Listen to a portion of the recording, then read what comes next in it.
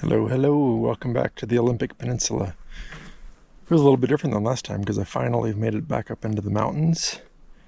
The kind of the main entrance point of the mountains without doing a lot of hiking is usually Hurricane Ridge, but the visitor center up there burnt down like a month ago, so it's closed for investigation. So I drove up the Deer Park Road. It's a very narrow, winding, steep dirt road to get up here, but there's a campground and some hiking trails. So I snagged a campground. I was kind of worried I wouldn't get one, but there's like, there's like 2 other people camping here right now. And yeah, it's surprisingly warm.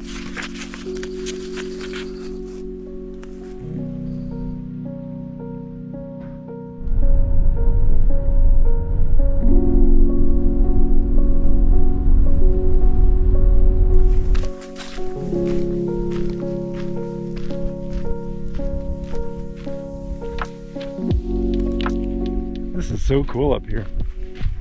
I've been up here once before, but it was pretty much socked in and I couldn't see anything. But you've got amazing views of the mountains. There's a lot of the Olympic Mountains there, and then the Strait of Juan de Fuca down there, Vancouver Island, Canada that way. And then I think maybe, a little hazy, but I think maybe we'll be able to see Mount Baker. Yep, cool. No way it's gonna show up on the GoPro, but that's Mount Baker there. Cascades, Mount Rainier is gonna be further down that way. And that's Canada that way. Pretty freaking cool. Also, I'm not wearing good hiking shoes right now. But I will change before I do any real hikes.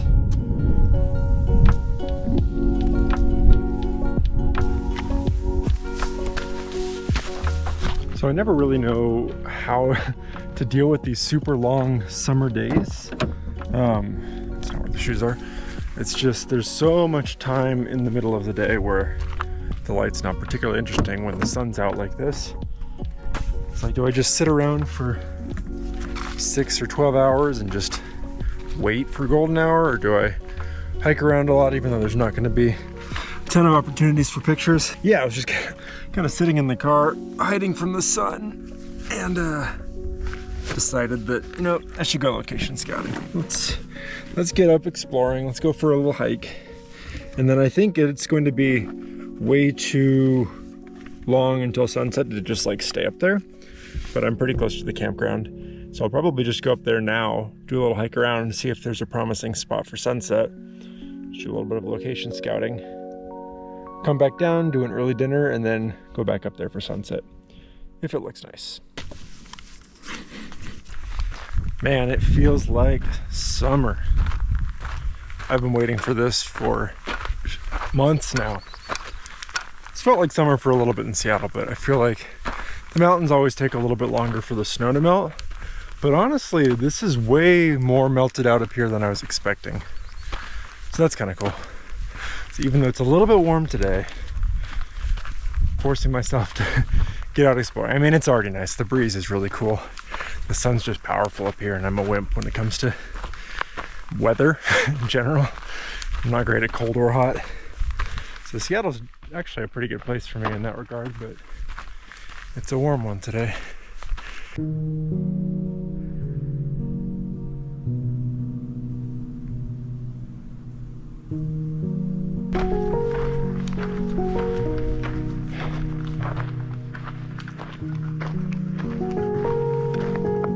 I haven't done as much mountain exploring since moving up to Washington as I thought I would by now. I think I'm definitely going to do a lot more of that this summer. Now that I have a lot more flexibility during the week, a lot of the stuff that I want to do gets pretty crowded on weekends for good reason, but during the week, not so much. So I got a lot more time, so that'll be nice. But yeah, I mean, these mountains are beautiful, but they're not even in like the tallest, pointiest mountains in Washington by far. But I really like them. I do think that I want to do a really long-term personal project here. So maybe like spend a lot of my time and effort over the next couple of years, maybe 2023, maybe into 2025, really focusing on the Olympic Peninsula and turning that into something. I don't know what that'll look like yet. I don't want to put too many edges around that project this early in the process, but I could see it being some sort of book-shaped thing, maybe like a, I don't know, a print exhibition or something like that. But I really do think that long-term photography projects are a really good way to spend your energy, especially once you've gotten the basics down and you know how to make good pictures. I think a lot of people, they kind of plateau at that point and they're like, well, I'm a little burnt out, I don't really know what's next, I can just go take more pictures of sunsets. But I think a really good next step for a lot of photographers is going from individual photos to bigger, longer term projects. For now, I just know that I do plan to spend a lot more time out here in the next few years and dive pretty deep into this place.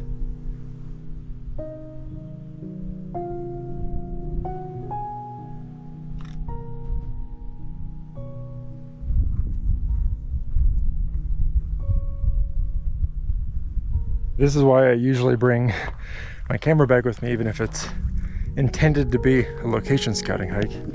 Like, look how cool this is. I was gonna say this lichen, but I think it's lichen. I don't know. It's so yellow and orange, it looks like spray paint. But that's definitely natural. I'm gonna try and take a picture of that. Maybe get out the tripod and do a good job at it, you know? Make it a nice technically sound image.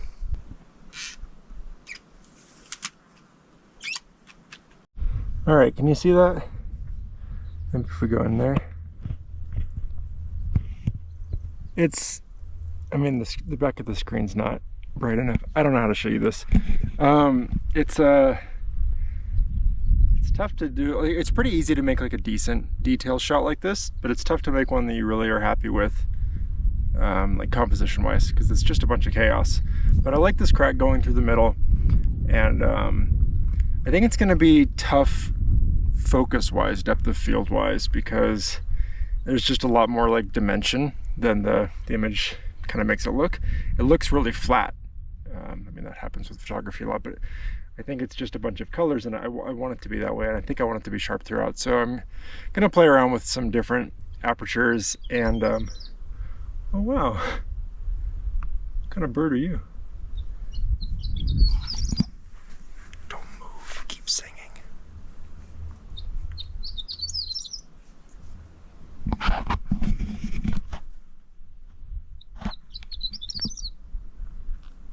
A horned lark, that's a new one.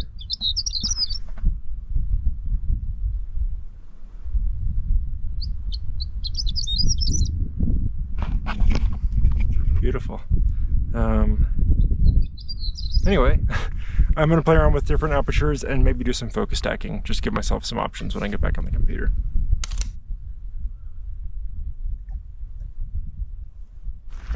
Got some nice clouds forming. I think it might make for a nice sunset. That'd be fun. Just 5 hours away. So the gigantic glaciated mountains are kind of the obvious shot, and I will absolutely be shooting those if the light's nice. I don't jinx myself and get sucked in with clouds or something. But I think this is just a lesson to remind myself that there's usually other things to shoot too.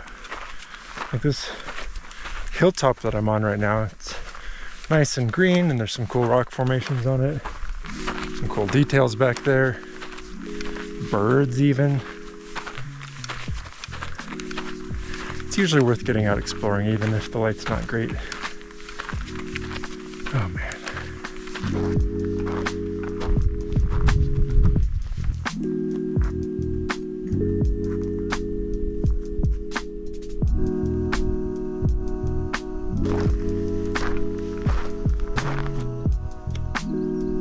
Okay, yeah, definitely coming back here for sunset. Absolutely beautiful. I think there's a handful of shots, and I think probably a couple really nice detail shots with the 100 to 400 if the light's nice. I've been chatting with a handful of other visitors that have been up here, and it's always really fun to see Washington through other people's eyes who haven't been here before, or at least haven't been to this part before. I mean, I've lived here for a couple of years now. I'm still not even getting used to it, but just chatting with an elderly lady from, I think, Central Alabama, definitely Alabama. She was saying she was gobsmacked and it was bowling her over. And I just love that. So sweet.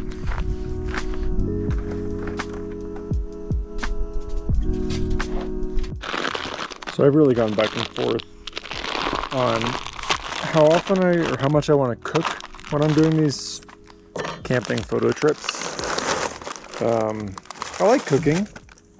One doesn't look very good. I'll throw him away. I like cooking, but it takes a decent amount of time and energy. And then you have to clean up, which is sometimes fine, but sometimes I don't want to deal with that. So I like to give myself options, and these salad kits are great. And then I can also get vegetables, which I'm not very good at. So yeah, that's why I carry a gigantic salad bowl in my car at all times. These dill pickle ones, I think, are my favorite so far. So freeze-dried backpacking food is another good option. Like, you can do that car camping. There's no rules against that. I do that sometimes too. But they're really salty. Some brands are better than others. But I mean, it's warm outside. I didn't feel like a hot meal. This probably won't be enough food, but I'll scratch together some other stuff. Granola bars or whatever.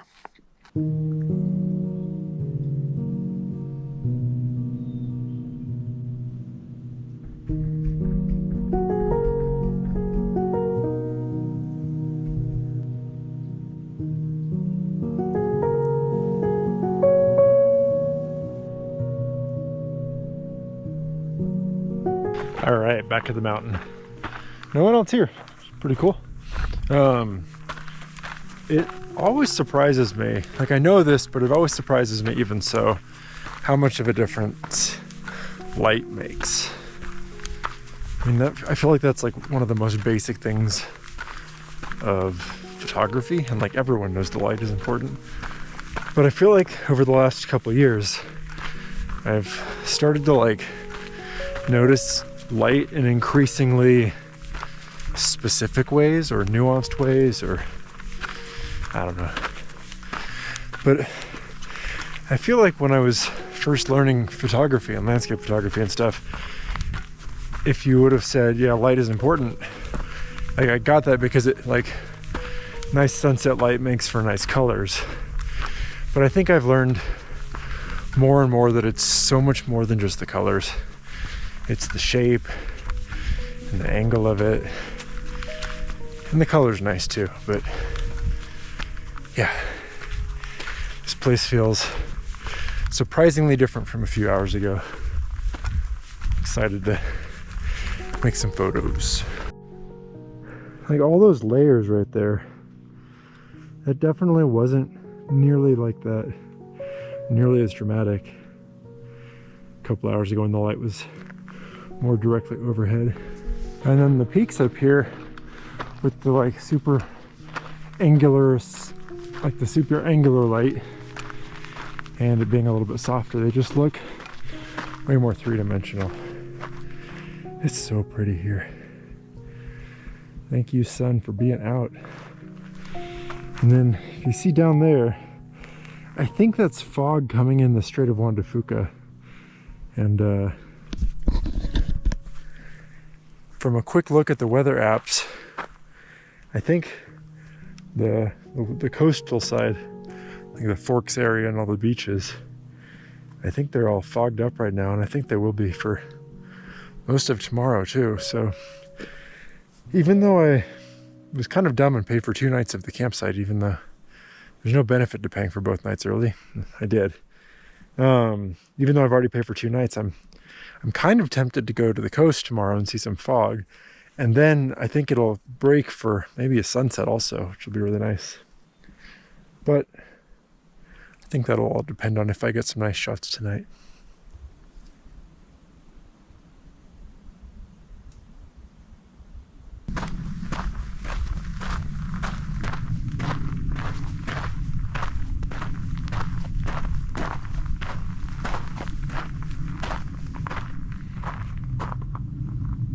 I just sat down and looked back through the photos on my camera from the day, just to kind of refresh my memory of the different potential compositions that I saw earlier when I was here a couple hours ago. I don't know that I love any of them. I don't know. Do you ever have that, like, that feeling when you're taking the picture and you're like, oh, this is great. And you look at it on the back of your camera and you're like, ah, I love this composition. This is great. And then you look at it like, even like a few minutes later and you're like, it's not that great of a composition. I don't know what I was seeing in the moment. There's like this weird disconnect between what you're seeing like right in the moment and like immediately afterwards and what you see later. I think maybe it's just impacted by seeing it like next to this like amazing reality, which is stunning. But then having to translate that into a two-dimensional photographic composition is really hard. I mean, no one ever said photography was easy. I mean, don't get me wrong. I think I will be able to get some good shots tonight. But yeah, it's always harder than I remember.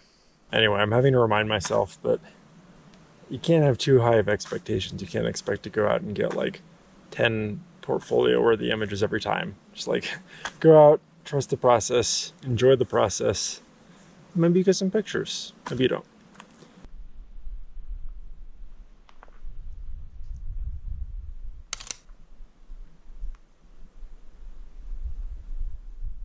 Okay, the sun went behind that thin cloud there, and so I'm getting a nice view that was blocked previously by haze, but I guess the haze is only the big deal when it's backlit, right?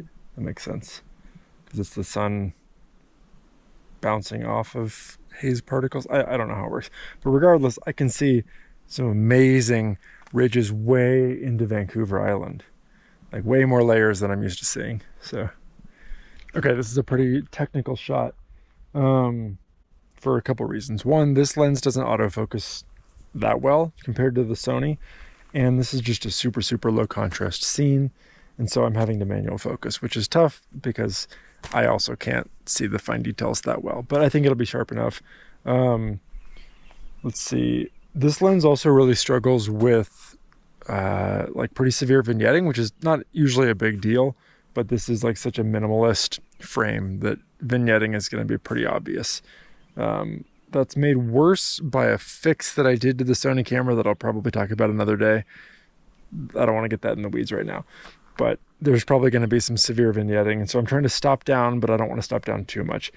So let's see, you have to make sure that the image stabilizer is off on this lens. Otherwise it drifts like crazy when you're doing a long-ish exposure.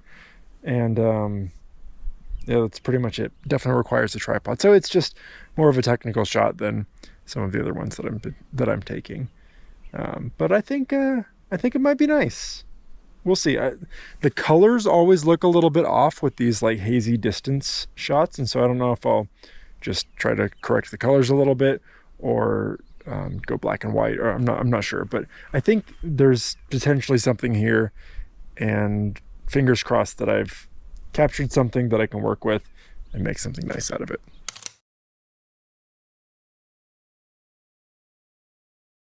There's some deer that just came up the ridge. So I'm just gonna chill here for a little bit and be really quiet and hope that maybe they come into a nice spot. Let's see, what time is it? I got 30 minutes before sunset anyway.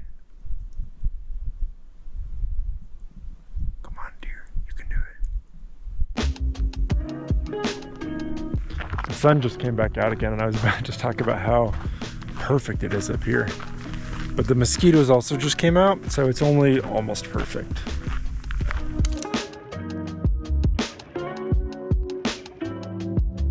Here's another one. So if you look at just like that area there. I really like the light on these rocks, and the shape of them kind of mimics the shape of the ridgeline behind them.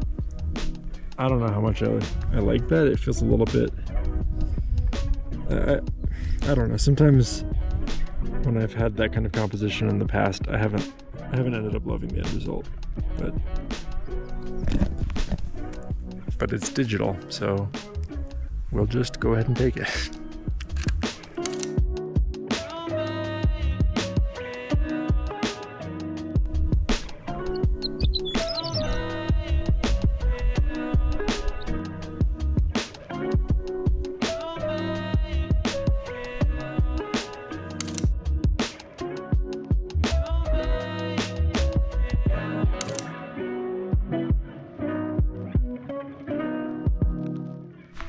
Well, it's just one of those days where it's stunningly beautiful and I feel like I'm just running around like a chicken with his head cut off, and I have no idea if I got 5 great shots so far or 0 great shots so far. I'm not feeling super optimistic about it, but I'm letting the alpine glow shot go for a minute, and then I'm gonna run back over here. The problem is the light's changing so fast that I feel like there's so many potential shots, but I don't know what they're gonna look like in different lights. I'm just running back and forth. Chaotic photography, but sometimes that's what it looks like. Come on, go into the shot. Go into the shot. Come on, come on, come on, come on, come on.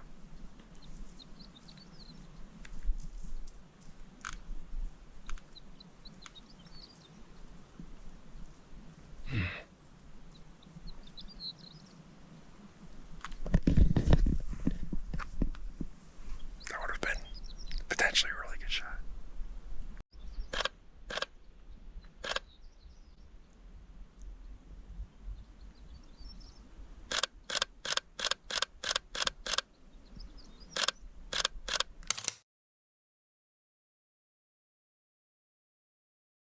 All right, that was nice. I think I might have gotten a couple okay shots in there. We'll see once I get them back on the computer and have some time to separate between the shoot and reviewing. That's always helpful. Think the plan is to wake up for sunrise and shoot from the camp area. Sunrise is really early. I'm not a morning person at all. So we'll see. But regardless, there's going to be some more exploring up and around the Olympic Peninsula tomorrow. Maybe some rainforest, might be some fog, maybe the coast, maybe some more mountains. We'll see where the day takes us. But for now, I'll say thanks so much for watching. Thanks as always for the support, and I'll see you next time. Bye.